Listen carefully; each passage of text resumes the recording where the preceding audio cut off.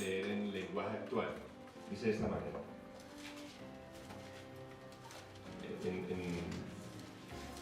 En la versión mía dice bendiciones, y después del versículo 23 dice lamentaciones en lenguaje actual. Y las bendiciones dice de esta manera.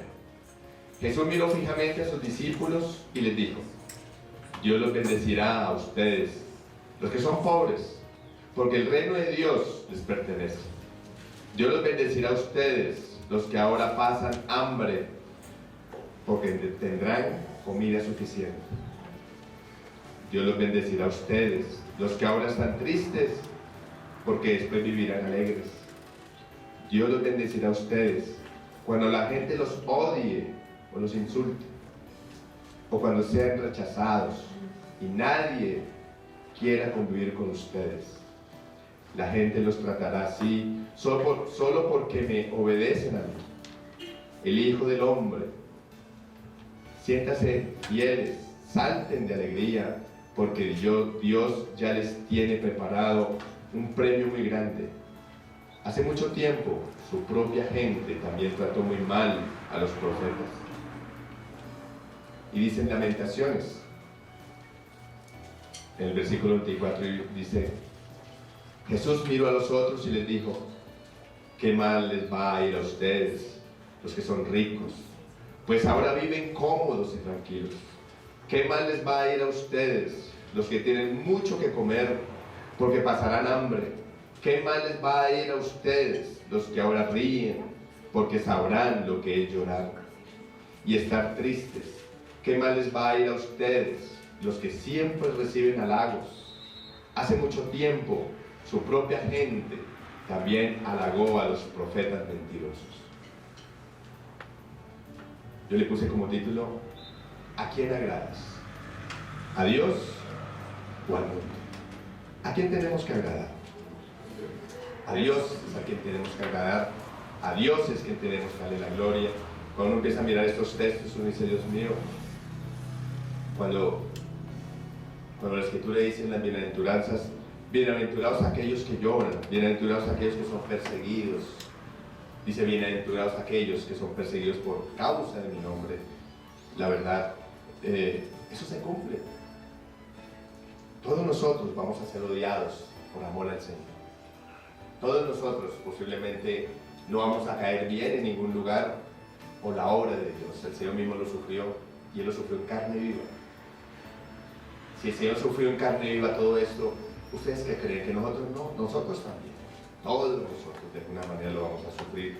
Pero va a ser mucho más triste después del versículo 24, cuando Él comienza a decir las lamentaciones de aquellos que, sabiéndose lo bueno, no lo hicieron. Y quiero decir esto: es cierto, también en la actualidad, el hombre que proclame la palabra de Dios va a pasar por tiempos difíciles. Si no pasa por duras experiencias, es que algo anda mal. Nosotros, como sal, debemos ir como sal. Posiblemente nos van a odiar, es verdad, y nos va a pasar a todos, porque todos de alguna manera llevamos el mensaje de Dios a aquellos que no le conocen. En aquellos tiempos los profetas falsos estaban en una buena situación económica. Todo parecía sonreírles y parecían buenas personas, pero Dios tenía algo que decirles. Y yo usé Mateo capítulo 23 porque había un prototipo de las personas que hacían, que decían pero no hacían. Y vamos a dejar como referencia el capítulo 23, todo el capítulo 23. No lo voy a leer todo, pero voy a sacar cosas que nosotros tenemos que aprender.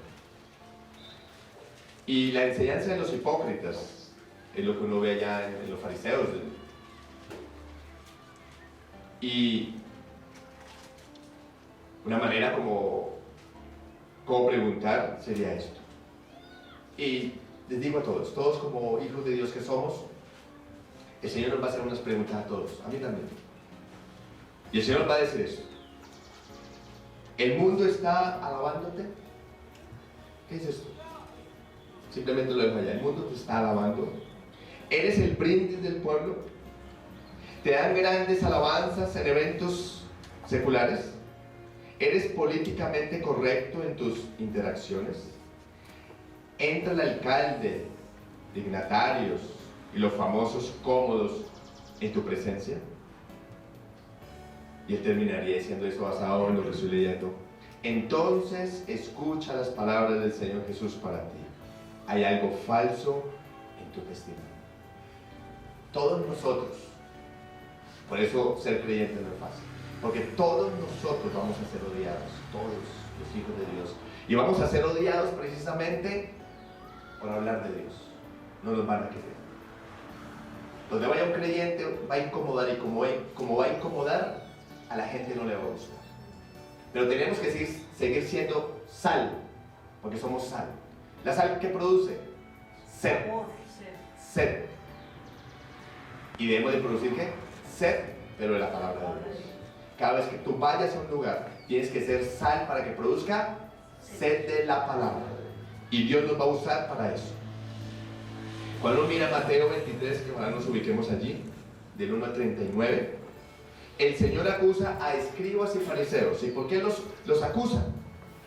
En toda la Escritura yo veo que el Señor acusa a los fariseos. ¿Pero por qué? Porque es que los fariseos eran personas preeminentes, eran personas que conocían la palabra, eran personas que daban la palabra como la daba el Señor Jesús. Pero había una diferencia.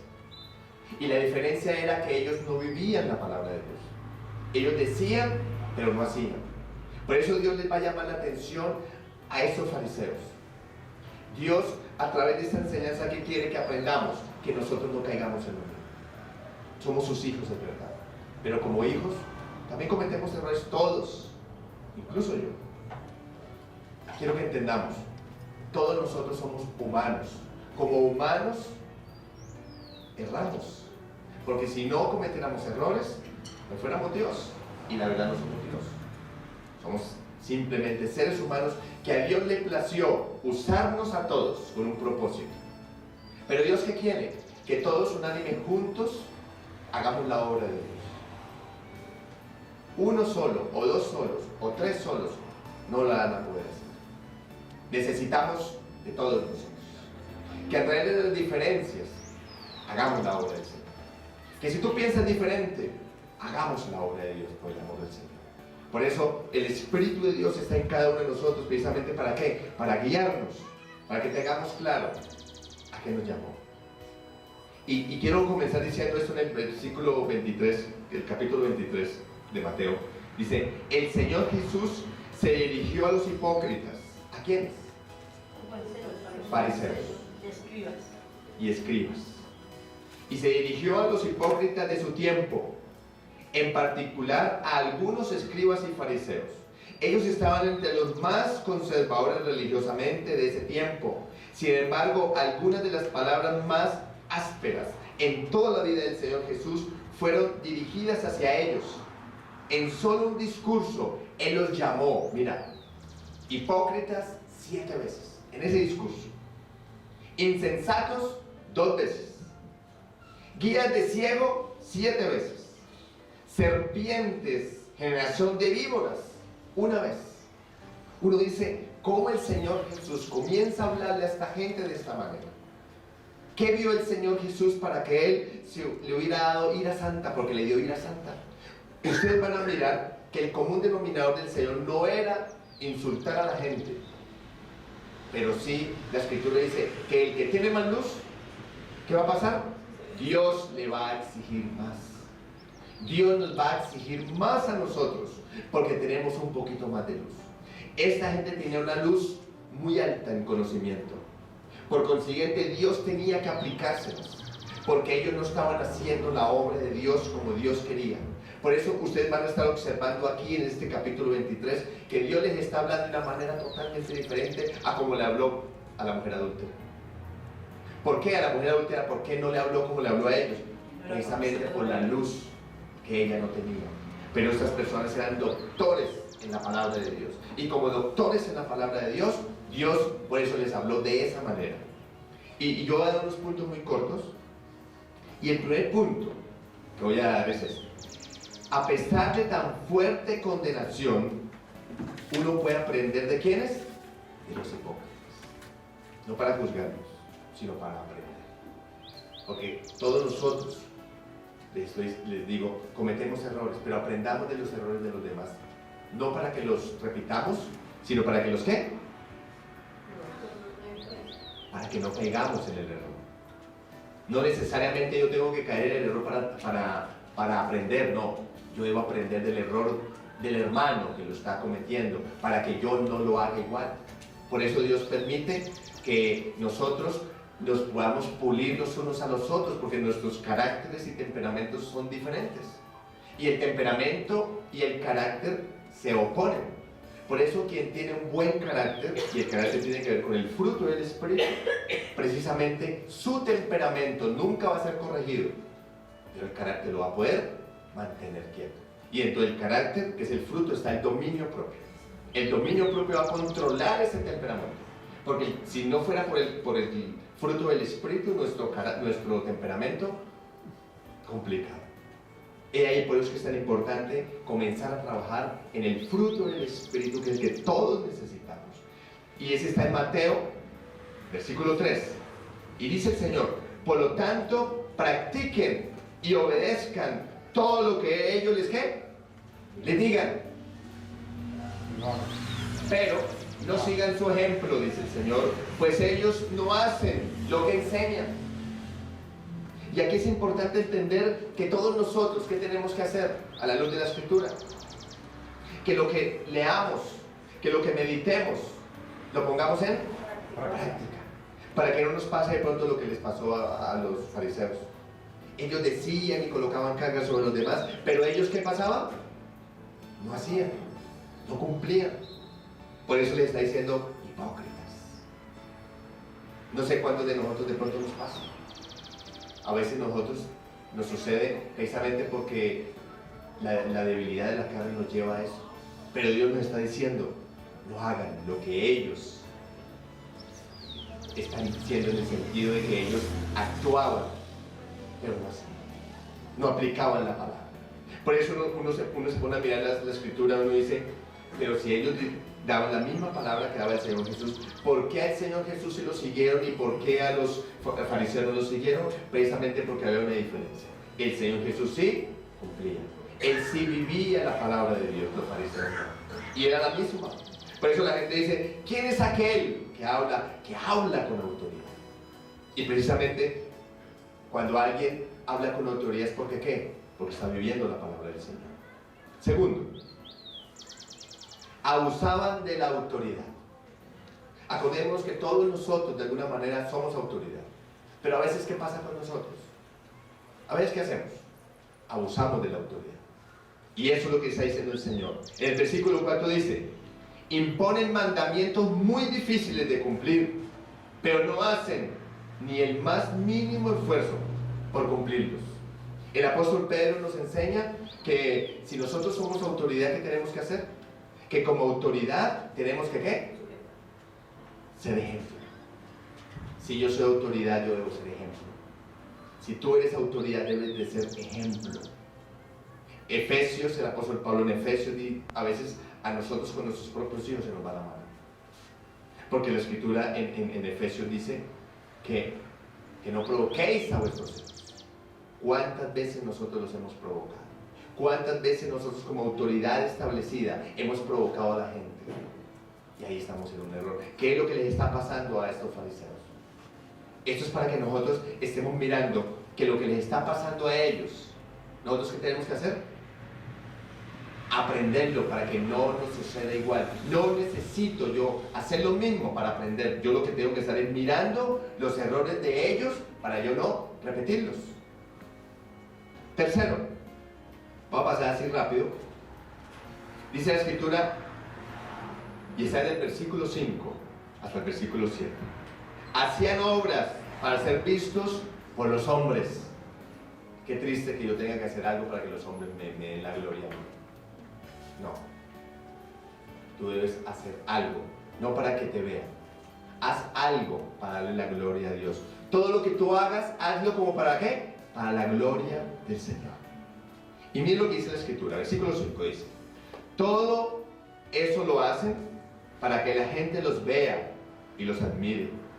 Por eso escriben frases de la Biblia en papelitos que guardan en cajitas de cuero y se las ponen en la frente y en los brazos. Cada vez hacen más grande esas cajitas y los flecos que le ponen en la ropa para que la gente piense que son muy obedientes a Dios. Cuando van a la sinagoga o asisten a las fiestas, les encanta que los traten como si fueran los más importantes. Les gusta que la gente los salude en el mercado con gran respeto y que los llamen maestros. ¿Cuántas veces de nosotros posiblemente nos pasa igual? A nosotros nos gusta que nos digan: uy, cómo lo hiciste bien, uy, cómo estás de bonito, uy, qué mensaje, cómo lo haces de espectacular. A todos nos gusta, ¿sí o no? Pero a veces eso es peligroso. ¿Por qué es tan peligroso? Porque a veces no la creemos. Por eso constantemente yo le digo diciendo a los de alabanza: cuando la gente aplauda, no te confundas de que el aplauso es para ellos, ¿no? Ellos deben tener claro que el aplauso es para ¿quién? Para Dios. ¿Cuántas veces, cuántas personas pensando que le están aplaudiendo, ellos se las están creyendo, y eso hace que nos volvamos ¿qué? Orgullosos, prepotentes, altivos. ¿Cuántas veces? Y lo dijo en la predicación anterior, lo dijo Laura, ¿cuántas veces la misma iglesia se encarga de glorificar al pastor y no a Dios? ¿Cuántas veces pasa eso? ¿Pero quién es culpable? La misma iglesia. Porque uno como pastor se la termina creyendo y eso le hace daño a uno como persona. La gloria siempre se la tiene que llevar ¿quién? Dios. El Señor se lleva la gloria. Por eso cuando yo comencé diciendo que si a ti te aplauden, que si a ti te dan la honra en un servicio, es porque hay algo malo. Porque el mensaje lo que debe hacer, ¿qué es? Incomodar. No podemos estar dando un mensaje donde todos nos sintamos cómodos. Tenemos que dar un mensaje donde incomode. Y claro, si incomoda el mensaje, ¿van a aplaudir? No van a aplaudir. Los mensajes tienen que llevar esa esencia. El Señor Jesús casi nunca lo aplaudieron. Todo el mundo, cuando Él daba el mensaje, ustedes van a notar en los textos bíblicos que la gente lo que hacía era mirar cómo lo cogía a punta piedras. Y dice la Escritura que le tocaba escabullirse, porque el mensaje que había dado había incomodado a la gente. Todos nosotros, cuando tú salgas y des el mensaje, si no hace el efecto de incomodar, sino que te van a aplaudir, es porque algo malo hay en ti. Así nos va a pasar a todos. Y yo lo digo, y lo digo yo a vos. A mí, hablo en el gremio de los pastores, no con las ovejas porque es algo totalmente diferente, en el gremio pastoral. Pero la verdad a mí no es que me quieran mucho. Y no me quieren mucho precisamente porque a veces cuando un ministro habla y habla contrario a lo que la Escritura quiere decir, Dios ha permitido que a veces se le corrija. Que se le corrija la doctrina que se está dando y se molesta. Pero ¿yo qué puedo hacer? Si para eso Dios me puso. Y si yo tengo la oportunidad de corregir a un ministro que se equivocó doctrinalmente, pues yo con amor lo corrijo. Lo que pasa es que la gente me molesta. A la gente no le gusta que la corrijan. Y si tú ves que alguien está haciendo algo mal, ¿qué tienes que hacer? Corrígelo en el nombre del Señor con amor. Posiblemente a la gente no le va a gustar, la gente se va a molestar. ¿Pero qué hacemos? Si tú te quedas callado, entonces quiere decir que tú no estás haciendo el trabajo bien. Por eso, nunca esperes aplausos. En el Señor nunca esperó aplausos. En el Señor siempre fue cuestionado, toda su vida fue cuestionada, todo su ministerio fue cuestionado. ¿Y por qué? Porque Él no iba a hacer lo contrario a lo que su Padre le había mandado a hacer.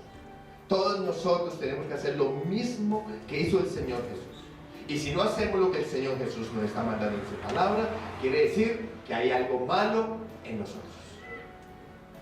Cuarto, habían fallas en la enseñanza. y lo leo del 13 al 15. Dice: ¿qué aflicción les espera, maestros de la ley y religiosos, y fariseos, hipócritas? Pues le cierran la puerta del reino del cielo en la cara a la gente. Ustedes no entrarán, ni tampoco dejan que los demás entren. ¿Qué aflicción les espera, maestros de la ley religiosa y fariseos, hipócritas? Pues cruzan tierra y mar para ganar un solo seguidor, y luego lo convierten en un hijo del infierno 2 veces peor que ustedes mismos. ¿Qué está diciendo ahí el Señor? Está diciendo cuántas veces nosotros nos hemos ganado en el Señor a las personas para Cristo, y cuando llegan a la iglesia los corrompemos peor que cuando estaban en el mundo. Qué triste es. Y hoy en día se está viendo eso. ¿Cuántas veces nosotros, llega gente nueva y nosotros, en vez de enseñarle el amor de Dios, les enseñamos cosas que no son, y esta gente termina siendo más odiosos que cuando estaban allá afuera? Qué triste. Y eso es lo que le está diciendo el Señor. ¿Cuántas veces damos enseñanzas erradas que a Dios no le agrada, pero las damos simplemente porque yo creo que es así? Y no es lo que nosotros creamos, es lo que Dios cree en su palabra. Por eso dar el mensaje de Dios es tan delicado, porque si no damos una postura bíblica, sino que nos la pasamos interpretando la escritura a mi acomodo, eso va a afectar la vida de las personas que llegan al Señor. La única misión de nosotros, ¿qué es? La única misión de nosotros es darle el mensaje a la gente tal cual está acá. Que si vamos a exhortar a alguien, lo vamos a exhortar con amor, pero le vamos a decir en qué parte está equivocado para que lo corrija. Pero esta gente no hacía eso. Esa gente simplemente daba enseñanzas y querían ganar adeptos, pero para corromperlos peor. Y ni entraban ellos a la presencia de Dios, ni dejaban entrar a los demás. Quinto, ellos dejaron sin hacer los asuntos más importantes de la ley de Dios. Y en el versículo 23, el Señor les dice esto: ¿qué aflicción les espera, maestros de la ley religiosa y fariseos hipócritas? Pues se cuidan de dar el diezmo sobre el más mínimo ingreso de sus jardines de hierbas, pero pasan por alto los aspectos más importantes de la ley: la justicia, la misericordia y la fe. Es cierto que deben diezmar, dice, pero sin descuidar las cosas más importantes. ¿Cuántas veces tú ofrendas? ¿Cuántas veces tú diezmas? Pero Dios, ¿qué es lo que más le agrada sin dejar de hacerlo? Que tengas que sea justo, que aprendas a ser misericordioso, que nunca pierdas la fe. ¿De qué nos sirve a nosotros de pronto agradar a Dios en la parte monetaria, pero lo estamos desagradando lo más importante, que es la justicia, que es la misericordia hacia los demás, que es la fe? ¿Cuántas personas, mira, y es importante que nosotros aprendamos a ver la vida diferente, cuántas personas, jóvenes, adultos, llegan a los pies de Cristo angustiados? Y esa angustia, a veces nosotros no la entendemos.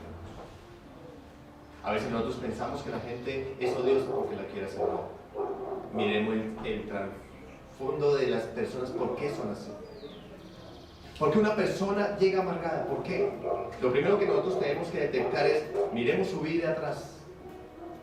¿Será que en su formación como hijo, sus padres le dieron una buena formación?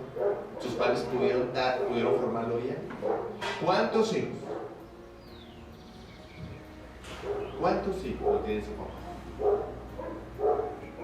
Y eso afectó su vida. Porque afecta su vida. ¿Cuántos hijos no tienen su mamá? Y eso afectó su vida. Llegan a los pies de Cristo. ¿Cómo creen ustedes que van a llegar ellos? ¿Cómo llega un ser humano sin papá o un ser humano sin mamá? ¿Cómo llega? ¿Tú no crees que llegan afectados? ¿Tú no crees que esas personas necesitan de nuestra ayuda? ¿Tú no crees que estas personas necesitan del amor de nosotros? Pero si nosotros no tenemos lo más importante, la justicia, la misericordia y la fe, no podemos ayudarlos.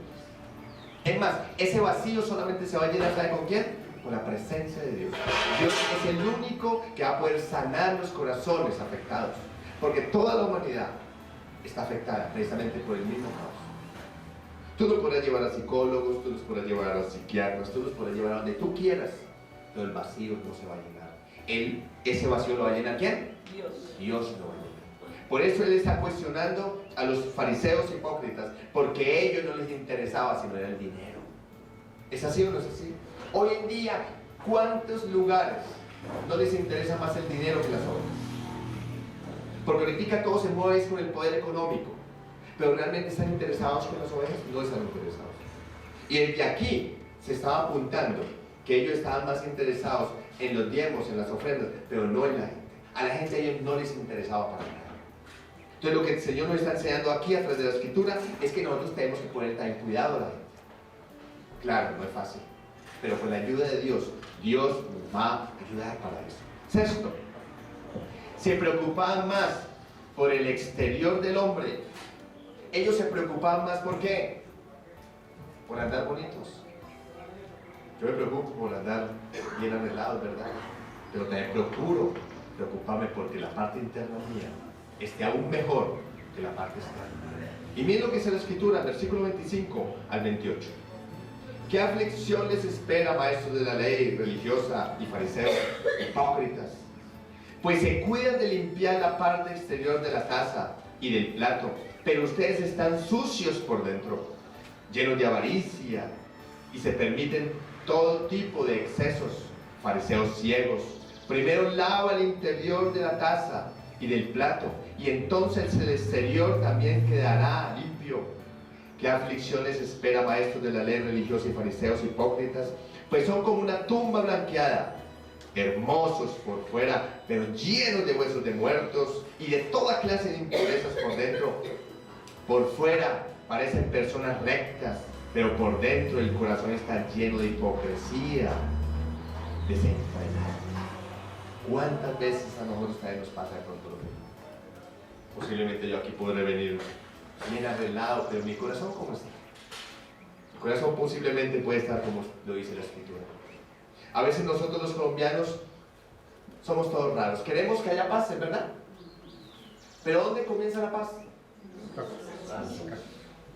Si tú realmente anhelas la paz en Colombia, ¿por qué no más bien desarmamos nuestro corazón y que nuestra paz comience en nosotros mismos?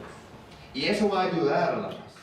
Pero si nosotros seguimos en una hostilidad, en una violencia, para nada nos va a ayudar. Eso les está pasando a los fariseos. El Señor, en otras palabras, en Reina Valera dice, sepulcros blanqueados, bonitos por fuera, pero podridos por dentro. Yo creo que a uno que le digan eso debe ser muy difícil que uno le diga una palabra esa. Y mire quién se lo dijo. Él no se lo mandó a decir con el vecino.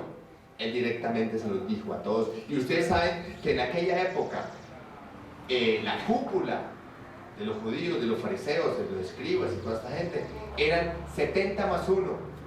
Él se dio el lujo de coger a 70 super sacerdotes y a un sumo sacerdote, 70 sacerdotes, doctores en la palabra, y cogió un sumo sacerdote. Eso se llamaba el Sanedrín de aquella época, y los cogió a todos. Y miren lo que les está diciendo, como que dice, no hay uno que por lo menos dé ejemplo de lo que está haciendo.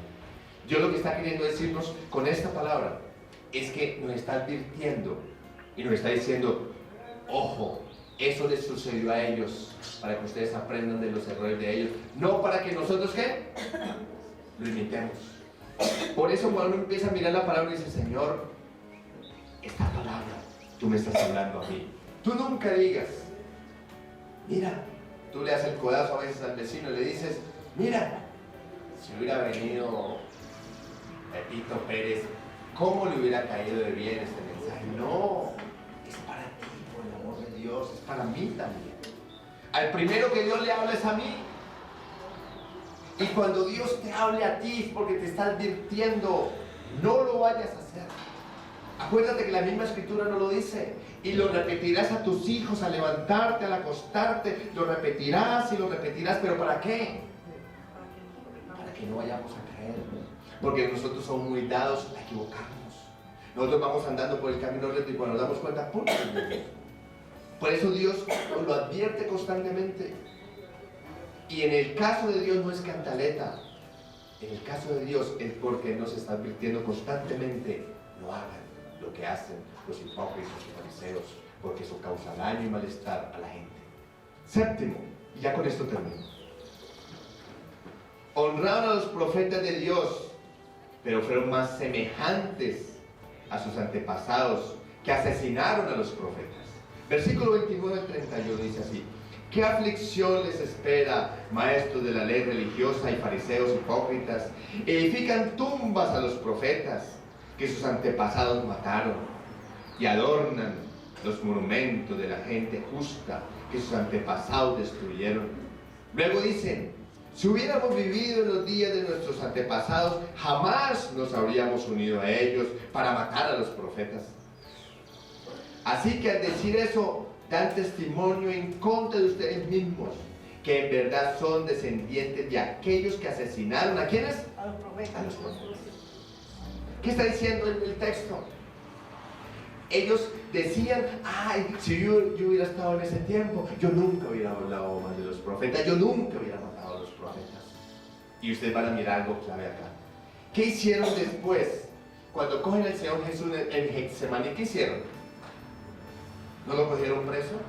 ¿No todo el Sanedrín, no todos esos hipócritas cogieron a Jesús y lo crucificaron? Cuando el mismo Señor, antes de ser crucificado, les está diciendo: ustedes mataron a los profetas. Y ahorita se ufanan diciendo que los profetas eran buenos, eran amables, cuando los antepasados lo hicieron. Y les dijo: ustedes también hacen lo mismo. Él dijo: no, nosotros no haríamos lo mismo. Y uno se pone a mirar que después, ¿qué hicieron? Un sumo sacerdote llamado Caifás, a favor de todos el Sanedrín, ¿no decidieron matar a Jesús? ¿Les estaba diciendo la verdad ahí o no? Se las estaba diciendo. El Padre había enviado a su Hijo. ¿Y qué hizo el Sanedrín? El mismo Sanedrín dio la orden para que lo mataran. ¿Tenía la razón o no? Lo que está queriendo decir entonces Dios allí: ojo, ojo, porque ustedes se encargan de pisotear a los ministros. No hagamos eso por el amor del Señor. Yo he aprendido a través de la palabra a respetar autoridades que el mismo Dios ha puesto. Puede que tú no estés de acuerdo con los presidentes, puede que tú no estés de acuerdo con los alcaldes, pero respétalos.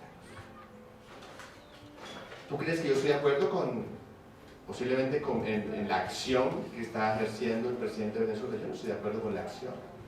Dijo: Señor, haz algo, porque ese pueblo está pasando angustias, está pasando momentos difíciles, pero lo que no podemos hacer es cuestionar esa autoridad. Porque la Escritura, ¿qué dice? ¿Qué dice basado en lo que está diciendo allí? ¿Que ninguno qué? Que ninguno se vaya. Leamos el texto. Miren lo que dice la Escritura en Romanos capítulo 13. Dice así: sométase toda persona a las autoridades superiores, porque no hay autoridad de parte de Dios, y las que hay por Dios han sido ¿qué? Establecidas. ¿Qué tenemos que hacer? Nos debemos sujetar a la autoridad. Todos, no solamente usted y yo, también me tengo que sujetar, parezcame o no me parezca. ¿Para evitar qué? Para evitar que caigamos en el error que cayeron los mismos fariseos en aquella época. Porque Dios lo que quiere es que respetemos a los que Dios ha puesto. Y eso lo debemos de entender absolutamente todos. Yo sé que ya por el tiempo vamos a dejar hasta acá. Y quiero que oremos. Quiero que oremos de acuerdo a lo que está sucediendo en la escena del capítulo 23. Y le vamos a decirle al Señor: Señor, guárdanos a nosotros. Guárdanos de caer como cayeron estos hombres. De que tú los advertiste, a pesar de que fueron advertidos, hicieron caso omiso a lo que Dios les quiso decir.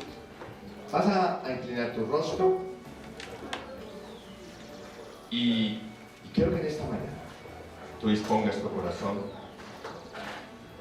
y tú le digas al Señor: Señor, perdónanos. Dile al Señor eso. Dile: Señor, perdónanos, porque de alguna manera nosotros también hacemos cosas que a veces hacían los fariseos, y eso nos ha afectado en nuestras vidas. Perdónanos, Señor. Tú eres el único que puede sanar nuestro corazón quebrantado. Tú eres el único que puede sanar nuestro ser, espíritu, alma y cuerpo. Y hoy, en este momento,